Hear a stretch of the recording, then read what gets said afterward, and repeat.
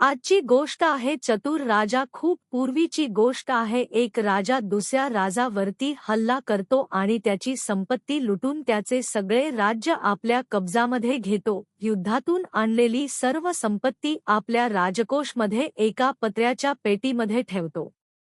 युद्धामध्ये हरलेल्या राजाचा राजकुमार आपला स्वतःचा जीव वाचवण्यासाठी युद्धभूमीतून पळून गेलेला असतो. या राजाने पाहला नसल्याने तुला राजकुमार ओळखू येत नाही.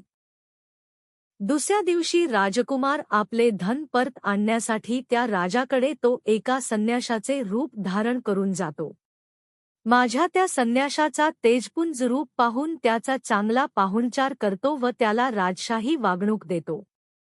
तो संन्यासी नसून राजकुमार असल्याने तो आपला आणलेली संपत्ती घेऊन तेथून फरार होतो. जेव्हा त्याच्या खजिन्याच्या चोरीबद्दल राजाला कळते तेव्हा खूप दुःख होते.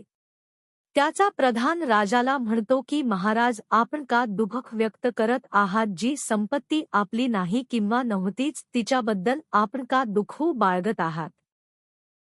हे ऐकून राजाला सत्य कळते व राजा दुःखातून बाहेर पडतो. तात्पर्य: करावे तसे भरावे.